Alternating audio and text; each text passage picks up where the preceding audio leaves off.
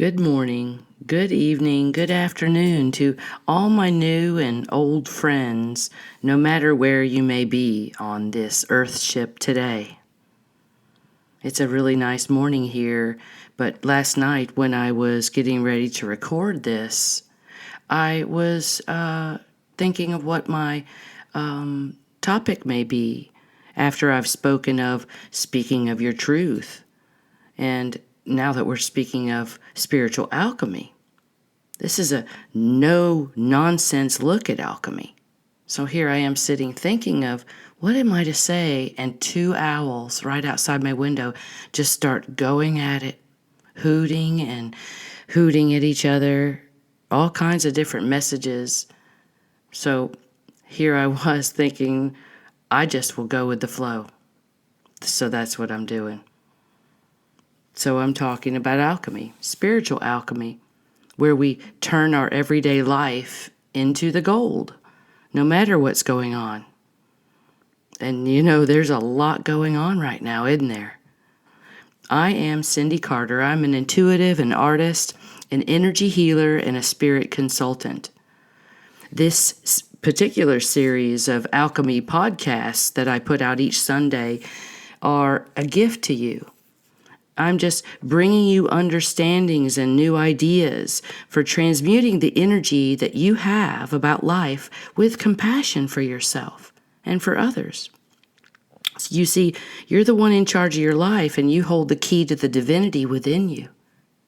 And you can bring out the gold within each moment. Yes, you can do it even at Walmart. I'm not kidding. So I'm kind of helping you remember your divinity. So the last few podcasts, we talked about speaking our truths and allowing other people to speak their truths. That was a hard one. And then asking ourselves, what truth are we bringing here to earth? And are we being mindful? And are we having awareness of our thoughts and our motivations? And so that now brings me to the idea, to this sovereign idea. Once you've found your truth, can you find your truth even when you're in a place of being divided? So we talk today about the Great Divide. That's what I'm calling it. So you see, you're slowly being divided. Division created by an intention, by a corporation. This time was planned by some not so nice folks, some reptilian overlords that took over bodies here. It makes us divide ourselves, makes us feel like we need to divide ourselves, that we know nothing more. We're dividing male and female. We're dividing rich and poor. We're dividing privileged and not privileged. We're dividing right and wrong, based in not universal truths, but perceptions, human-made perceptions.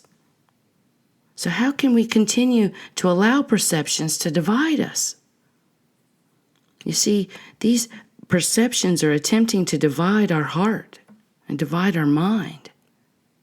And this is what we're trying to merge right now.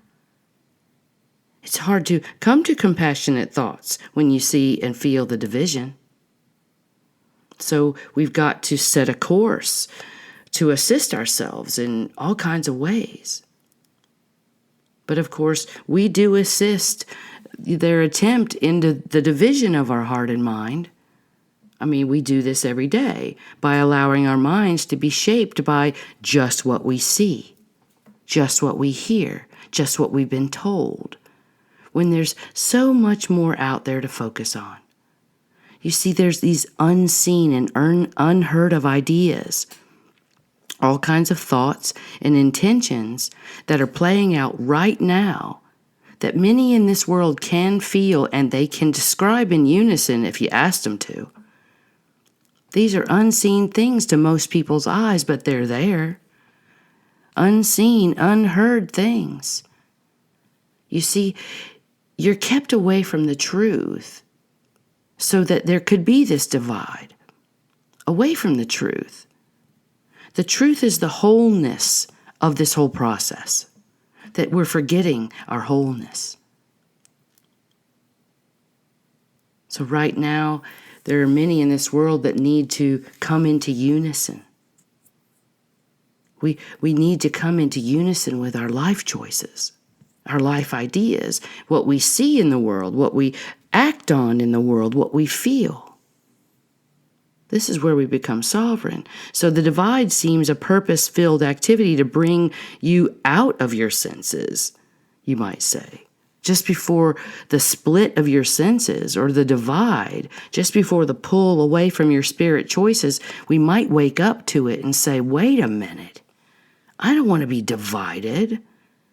I am not this divide. I'm the wholeness of this whole activity. I'm the wholeness of life, not the division or the void between it. I'm the activities of joy and peace and harmony of all of life, the whole picture of life, the good, the bad, and the ugly, the entire movie. The dark and light, the evil and angelic are all here. They're all me. I get to choose what I play with now. Not on how I can be divided. It's how I can be inclusive and still be strong and still be comfortable in a body. That's compassion. So when did we get so high and mighty that we think we can't be divided? Because it is happening. Some people think, I can't be divided. You're being divided all day long in your mind. Right now, especially if you live in the defunct corporate territory known as the United States of America, you might really be feeling or witnessing the divide. I'm seeing people in tears by watching TV. For both sides of a political theme, both sides are in tears. Both sides are completely right, and the other side are completely wrong. The divided side, of course, is the wrong side. Just plain old wrong. How dare they? But you see, this is equally said by both sides. It's a complete divide. Zero compassion because of whatever energies are being used as the wedge for the divide. You see, hatred is a pretty good wedge for dividing the mind from the heart. We sure are seeing and feeling this intention right now. I was eating lunch with a client last week, or just actually a couple days ago, and I was suddenly jostled by a loud cheering crowd of women marching up the street. Yes, I was in Asheville. The marches are frequent, and usually they are done by women. So it's pretty often here anyway, but this time was different. Their rage was really clear. The chants and the cheers, they underlaid with not so nice intentions. The air was thick with degrading and denouncing of all the males in politics, and all the males in existence for that matter, it felt like. I guess except maybe the man that was at home watching the kids while they marched. It's like a vision flashed right before me as I'm holding my fork over my Thai food. It was a flash of all the cave women. You know the image of the one with the long hair and her apey husband who would grab her handful of hair and drag her back to the cave? Well, I felt like this was the comeuppance of that. This was the displaced rage. So deep, so long ago, all that rage of all the lifetimes of feminine abuse coming spewing out all over my Thai food. Well, thanks, but no thanks. This is like childish triggering. Come on. This isn't helping collective consciousness awake. I find it amusing how the humans can't remember that they've been both male and female. In their mind and their bodies, they've been both mean and sweet, vindictive and forthcoming. We have all been the bad and the good. All these lifetimes of multidimensional presence, if we remembered them, we wouldn't be so triggered, so upset and angry at the atrocities of other people. So see, I'm not mad at the ladies for spewing on my Thai food. I just blessed my food and moved on. I wish others could do that. You might understand the people more for their underlying intentions. not the outward seeming event. Because underneath is so much more brewing. There's so much more that's planned as an action for a society based on consciousness of a human. You see, this divide between life and death, have you decided to be life yet? Have you decided to be the human in the body? To be the resident of the earth? You see, if we don't claim our right of divinity on this earth and the divinity within us, we're just dividing ourselves or allowing a new divide. Our spirit would want us to choose life, of course, but we do all these unconscious things that are all but life-affirming. It's like, here's a Southern saying, bless our little hearts. Are we really seeing our power in this scenario here as humans? This divide is often happening in our mind, where we compartmentalize activities, all the personas and layers of ourselves, where we say we want life, but we continue to fight on the behalf of others. You have an inner agitation that is unsettling to you. This divide that pulls you so fast out of your center, away from life, is keeping you away from your heart and the understanding that you are these things, and you're to forgive these things in yourself and to forgive them in others. So how is this divide happening, and why is it so damn strong? Well, all kinds of things are happening to create a divide within us. There could be governmental controls, earthly controls of our thoughts, ideas, our motivations, all sent to us by a bought-out faction of a reptilian lineage. So if you're watching the mainstream media, no matter the source of the mainstream, TV, newspaper, radio, I don't care where you get it, even cartoons, if they're owned, it's all bought, all part of the play to send you information to keep you dumbed down, away from the truth. So media and your sources of information and how that information comes to you is the intention under it. It's part of the Great Divide. And there's also other things like epigenetics. I talk about this almost in every podcast because it is so prevalent. People to know that they are not their genes and the expression of their genes. They're the choice of not having that any longer. This is another reason that keeps us in divide. It's the science and study of the past lives and the ancestral consciousness that's brought through your bloodline, through your DNA. They all make for motivations away from life. It drives us to divide. It wants sometimes to divide ourselves from even the other benevolent parts of ourselves, like in self-sabotage. This is part of a divide. We fought. We fight. We are fighting. It's a vicious cycle.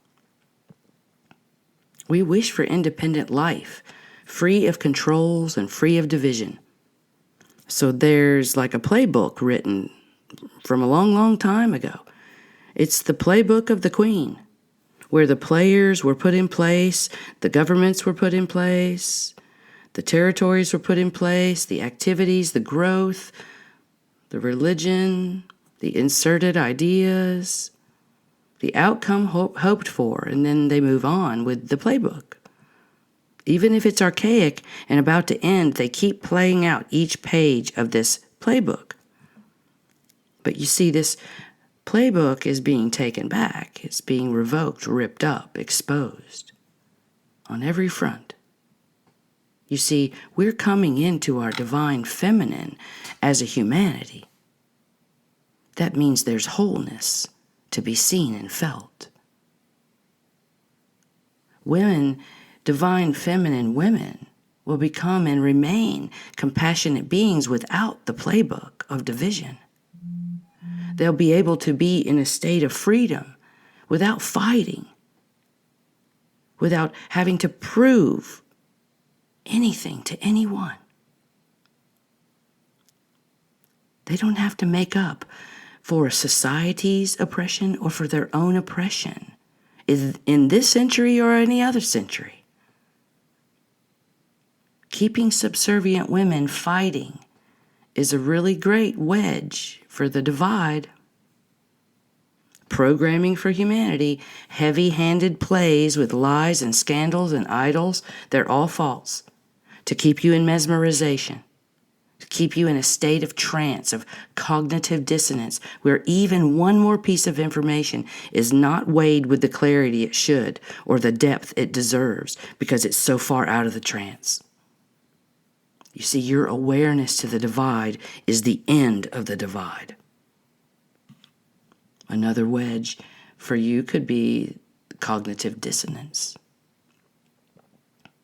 You see, there's no savior. It's you, in a body, in a mind. You can save yourself from this dissonance, from this ignorance, from this trance, once you realize that you're in one, that you're in dissonance, that you're in a trance. How do you do that? You love yourself into balance. Not polarized attention to attack the unbalance. That's archaic. And that's brought by the divide, to attack the disharmony. We don't do that. Angelics don't do that. Higher energy dissipates lower energy, so let's make that happen. Remember, you are the spirit, you are the divine. We are going to love the wholeness that we are, forgive the wholeness that we are, and come into balance, the yin and yang. We are an entire Earth's political satire, all at once, inside us. So why bind ourselves to this timeline that is so wonky and comical? I'm kind of done with giving my body to the Akashic Records science books, where my body has to play out all the traumas of my past lives, the hurts and the warped thoughts and emotions of ancestors and their personas. I've been played before in so many weird and wonderful lives. I'll ask now to stop the Akash. No more record flow. That loop back no more. I will take only what I wish from it. This is where I canceled the divide. So what other ideas of divide are in your ancestral or epigenetic line? I mean, we have hatred, betrayal, feeding the ancestral line. How angry are you in your oppression? And where did all your anger come from anyway? Like, does it really matter? Like when we say, whoa, we touched a nerve. Yes, an epigenetic marker on the DNA that just said, hey, wait a minute, lady, don't you even go there. Like maybe in ancient Greece, you got really angry about your agenda of a new ruler. And segue to today, here we are, the atrocities being shown right here to let you find your center in all of it. That is all. It's not to know the story of your Greek life from a past life of the recycling bin called reincarnation. I'm done with that too. It's about awareness. The big lesson of awareness. The division is your polarized trauma seeking an exit out of your body. But instead we're exploding the trauma with our thoughts and constant stringing of thoughts and stories to past lives, past ideas, and outside sources infiltration constantly. Stringing these thoughts together that no longer serves us. Attaching on to the playbook of false scenarios to play out many lives of disdain? I think not. I'm not really into militarized police force that are desensitized against the frail, the young, the elderly. You know, like there's no more Bubbas out there. You know the kid down the street that becomes a cop? Where is he? He was transferred to another place to do work against people he doesn't even know. Taking shooting practice at pictures of women and children, and he doesn't think there's anything wrong with that? Come on. Awareness of the divide. Let's become a benevolent agenda and stop and ask ourselves the question, what the heck is going on here? Something smells rotten. It's a script. You've been playing a role in it, and you didn't even know you were in the movie. Because, wherever your mind goes, your triggers go too.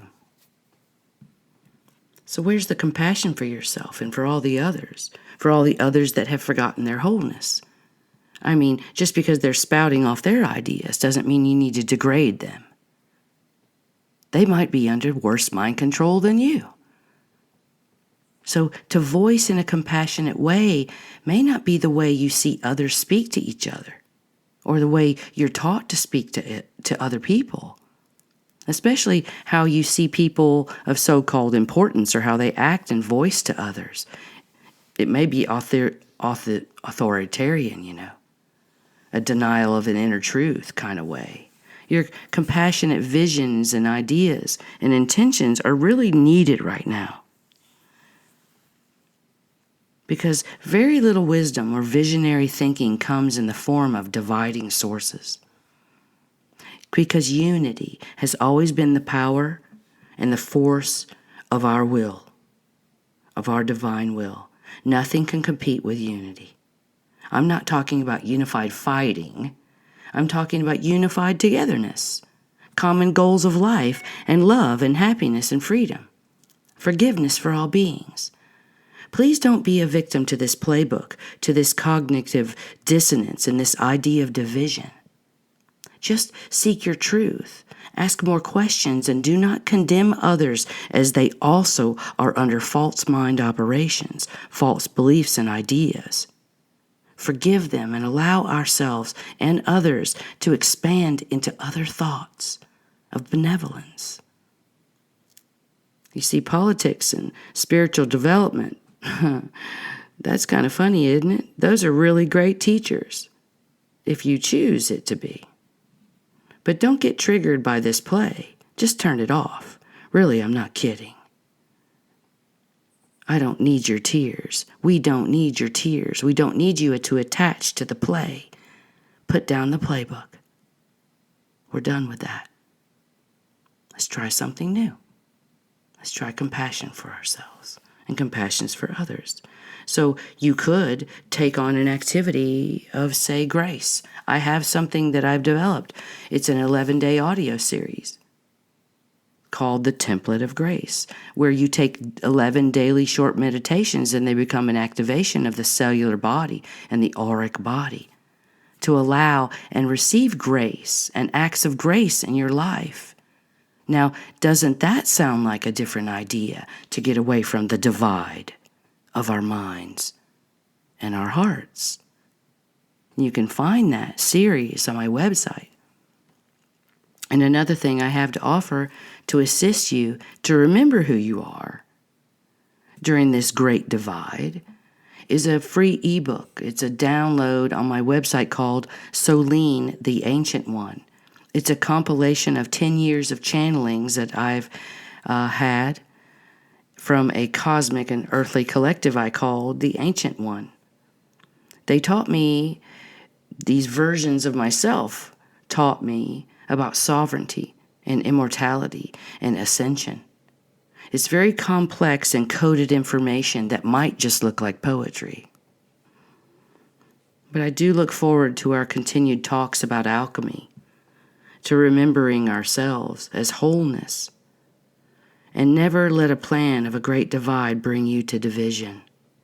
Remember your heart and remember your mind are one. And may the divinity within you wake you to the truth of this day. Many blessings.